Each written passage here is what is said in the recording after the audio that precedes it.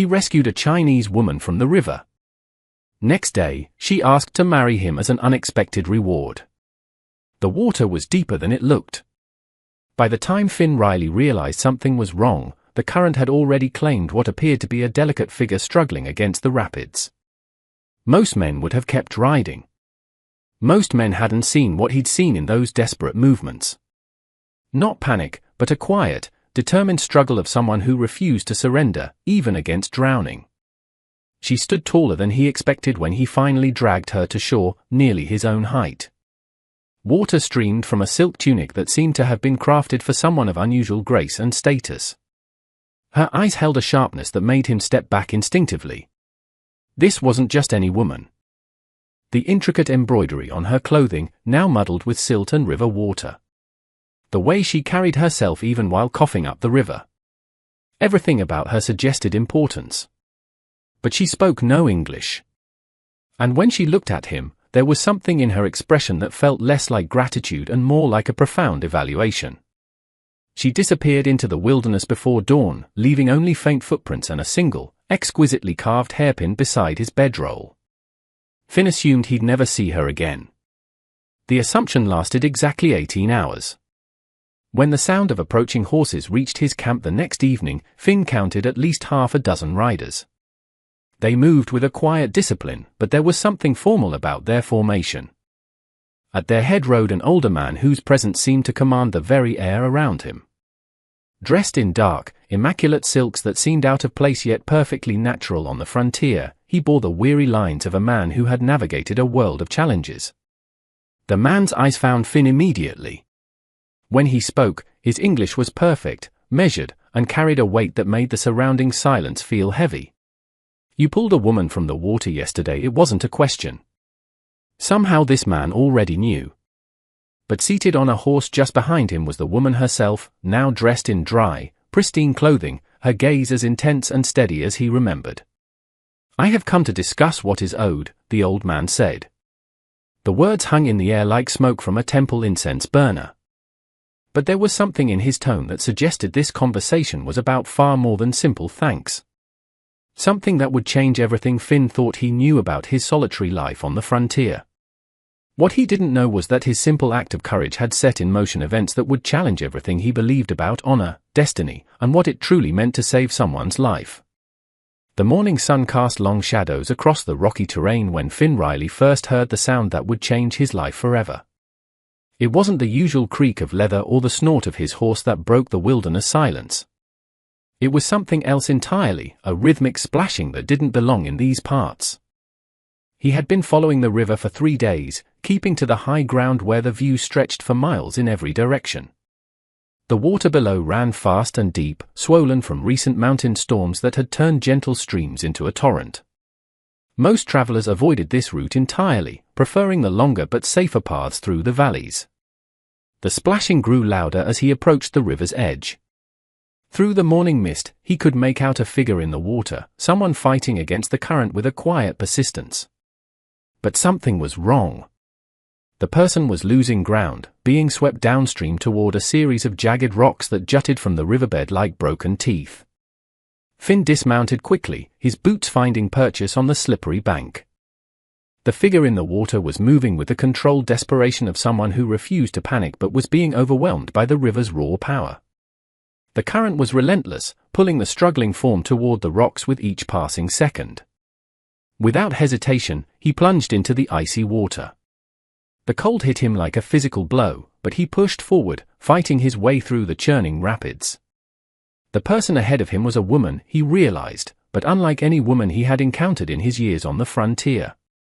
She was tall, with a slender but strong build, her long black hair streaming behind her like a banner of dark silk in the current. Her clothing was extraordinary, even while submerged. It wasn't buckskin or canvas, but fine fabric with elaborate embroidery that caught the morning light. The craftsmanship was exquisite, suggesting this was no ordinary traveler, but there was no time to wonder about her identity. The rocks were getting closer, and her strength was clearly failing. Finn reached her just as her head went under for the 3rd time. His arm locked around her waist, and he was surprised by her resilience, the wiry strength he felt beneath the wet silk. She didn't panic at his touch, didn't fight him as many drowning people did. Instead, she seemed to assess him even while struggling for air, her dark eyes meeting his with an intelligence that was both fierce and calculating. Together, they fought their way toward shore, the woman contributing what strength she had left to their escape from the river's grip. When they finally collapsed on the rocky bank, both gasping for breath, Finn found himself looking at someone who commanded respect, even while soaking wet and vulnerable. She studied him with those penetrating eyes. And for a moment, he felt like he was the one being scrutinized rather than the one who had done the rescuing. But as she stood to her full impressive height, wringing water from her long hair, Finn realized that saving her life might have been the easy part. The hard part was understanding why someone like her had been alone in such dangerous water in the first place. The woman's silence was more unsettling than any words could have been. She stood on the riverbank, water still dripping from her ruined silk dress, and regarded Finn with an expression that seemed to weigh and measure everything about him. When she finally spoke, it was in a language he didn't recognize, a cascade of soft, tonal sounds that suggested neither gratitude nor hostility, but something more complex that he couldn't decipher. Finn raised his hands in a peaceful gesture, pointing to himself. "Finn," he said simply. "Finn Riley." She tilted her head slightly, considering this information. Then she placed a hand on her chest and spoke a single word that sounded like a whisper of wind through bamboo. "My Lin." The formality of the introduction felt strange given that he had just pulled her from a raging river. But Finn sensed that with this woman, every gesture carried weight. She moved with a controlled grace, and despite her recent ordeal, there was nothing defeated about her posture. My Lin walked to where his horse stood patiently, studying the animal with the same intense scrutiny she had given Finn. She ran a hand along the horse's flank, and the animal responded to her touch with obvious approval. Even his horse, typically wary of strangers, seemed to recognize something authoritative in her presence. When she turned back to Finn, she gestured downstream, then shook her head with unmistakable firmness. The message was clear. Whatever had brought her to the dangerous stretch of river, she had no intention of continuing in that direction. Finn pointed toward his small camp in the distance, then to the sky, indicating the approaching evening. My Lin followed his gaze and nodded once, a single decisive movement that suggested she was making a calculated decision rather than simply accepting help. At his camp, she moved with the efficiency of someone comfortable with self-reliance. She helped him gather wood for the fire without being asked, her movements precise and economical. But she also kept glancing toward the eastern hills, as if expecting something or someone to appear. As the sun began to set, casting long shadows across their temporary shelter, Finn offered her dried meat from his supplies. She accepted it with a nod that might have been gratitude, though her expression remained guarded. They ate in companionable silence, the crackling fire the only sound between them. But when full darkness fell, My Lin became restless. She stood frequently, scanning the horizon with the alertness of someone who knew how to read danger in the landscape. Her hand occasionally moved to her side, where Finn noticed the empty sheath for a small blade beneath her tunic. Finally, she approached him and spoke again in her own language, this time with unmistakable urgency. She pointed to herself, then to the darkness beyond their fire, and shook her head emphatically. Then she pointed to him and made a gesture that clearly meant stay or wait. Before Finn could respond, she had gathered her still damp belongings and stepped into the shadows beyond the fire's light. He heard her movements for a few moments, then nothing but the normal sounds of the night wilderness. When morning came, she was gone. The only evidence of her presence was a set of footprints leading away from camp and a single, beautifully carved hairpin made of dark wood and inlaid with a small piece of jade, placed deliberately beside his bedroll.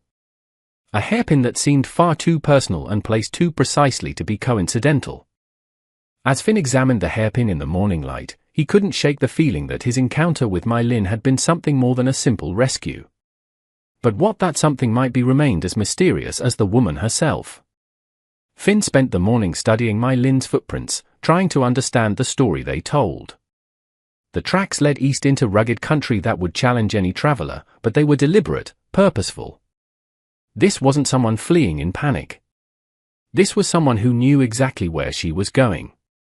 He tucked the hairpin safely into his steel bag and continued his own journey westward, but found himself constantly glancing toward the eastern hills where her trail had disappeared.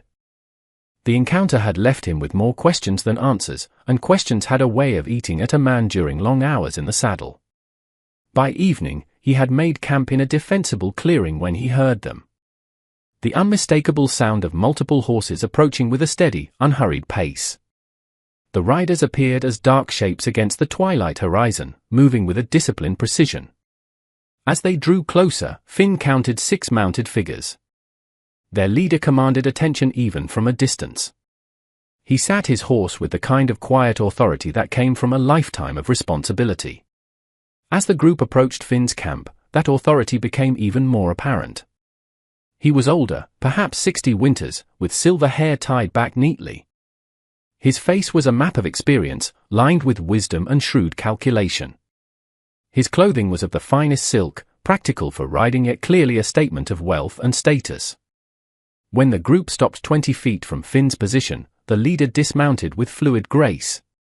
His dark eyes took in every detail of Finn's camp, his horse, his weapons, and finally Finn himself. The scrutiny felt thorough, like being evaluated by someone who could read a man's soul in the way he tied his knots. Behind him, Mai Lin dismounted as well. She looked at him, and for the first time, he saw something other than evaluation in her eyes, a flicker of acknowledgement, perhaps even respect. "You are the man called Finn Riley," the leader said in English that was not only fluent but carried the careful cadence of a scholar. The statement hit Finn with force. He hadn't just known what happened, he knew his name. "I am," Finn managed, though the words felt inadequate. The man stepped closer, and Finn could see that his eyes held the same intelligent intensity he had noticed in Mai Lin. "I am Chen Wei. And this," he said, gesturing to Mai Lin, "is my daughter. She has told me of the man who risked his life for a stranger." A dozen questions formed in Finn's mind, but Chen Wei continued before he could voice any of them. "In our tradition, when a life is saved, a debt is created. A debt of honor that cannot be repaid with gold or goods. It is a bond that ties the savior to the saved. You have done something that requires a response of equal measure." The word response hung in the air with implications that Finn couldn't yet understand. But something in Chen Wei's tone suggested this conversation was about to become far more significant than a simple expression of parental gratitude. Chen Wei gestured for Finn to sit, transforming what could have been an intimidating confrontation into a formal meeting. His men remained mounted, silent and watchful. "My daughter was not in that river by accident," Chen Wei began, settling himself on a fallen log with an ease that belied his fine clothes. "She was returning from a journey to survey a pass through the mountains. A new route for our trade goods, one that would avoid the territory of a man who wishes us ill. A man named Barrett Kane." The pieces began falling into place in Finn's mind. Mai Lin hadn't been lost, she had been on a mission vital to her family, a mission that had nearly cost her life. The current was stronger than she expected, Chen Wei said, and for the first time, Finn heard a hint of vulnerability in his voice. "She is resourceful and strong, but the river shows mercy to no one." Finn nodded, remembering how even Mai Lin's determined struggle had been no match for the churning water. "She fought it well. But another few minutes." "Yes," Chen Wei said simply. "Another few minutes, and my family would have lost its future. My daughter is all I have." The weight of that revelation settled over Finn. He hadn't just pulled a woman from the river, he had saved the sole heir of what was clearly a significant and powerful family. "This is why we have come," Chen Wei continued, his voice taking on a formal tone. "To address the debt of honor." He looked at his daughter, and they exchanged a look of deep, unspoken understanding. Mai Lin then stepped forward. She stood before Finn, her posture poised and her gaze direct. She took a deep breath, and then she spoke, her English hesitant but clear. "Mr. Riley, my father has explained to me the custom of your people. That a man's life is his own to risk. But in my culture, a life saved belongs, in spirit, to the one who saved it."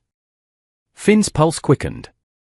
He had no idea where this was going, but the seriousness in her eyes was captivating. "My family is establishing a life here," she went on, her voice gaining strength. "We have built a community, a place of peace and prosperity. But we are surrounded by men who see our success not with respect, but with greed. This Barrett Kane wants our land, our water. He believes we are weak and will be easy to drive away. She paused, letting the weight of her words sink in. You are not a greedy man. You acted from courage, not for profit. You have a strength that is quiet, but true. I have seen it. My family needs an ally. Someone who understands this land and the men who inhabit it. Someone who is not afraid. The silence that followed was broken only by the crackle of the fire. Finn looked from Mai Lin to her father, who watched him with an unreadable expression. Then, Mai Lin met his gaze directly, her cheeks colored slightly but her eyes unwavering. A debt of honor must be paid with something of equal or greater value. I have nothing greater to offer than my own future. Finn Riley, I ask you to join my family. I ask you to marry me. The proposal struck Finn with the force of the river's current, leaving him speechless. This was the unexpected reward. Not gold, not land, but a life. A future. An alliance sealed by the most sacred vow a person could make. He stared at her, seeing not just a woman repaying a debt, but a leader making a strategic and deeply personal decision for the survival of her people. And he realized his answer would determine far more than just his own solitary path through the world.